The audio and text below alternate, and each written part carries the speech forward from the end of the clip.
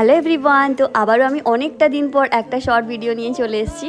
তো আমি ক্লাসে যাওয়ার জন্য রেডি হয়ে গেছিলাম। তো আজকে প্রচণ্ড পরিমাণে লেট হয়ে গেছিলো, মানে যেখানে আমার 12টায় পৌঁছানোর কথা সেখানে আমার প্রায় 12টা 20 হয়ে গেছিলো এখান থেকে বেরাতে বেরাতে।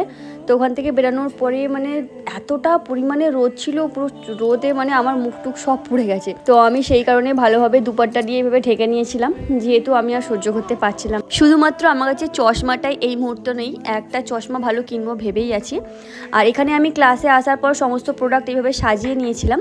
আর এখানে আমাদের অনেক প্র্যাকটিসের পরে স্যার আমাদের একটা নতুন আই মেকআপ দেখাচ্ছিল, মানে ব্রাইডাল আই, এই মেকআপটা আমাদের দেখিয়েছে। তারপর ওখান থেকে বেরিয়ে আমার প্রচণ্ড পরিমাণে খিদে পেয়ে গেছিলো, ওই কারণে আমরা ডোতে গিয়েছিলাম। আর ওখানে গিয়ে একটা স্যান্ডউইচ অর্ডার করেছিলাম।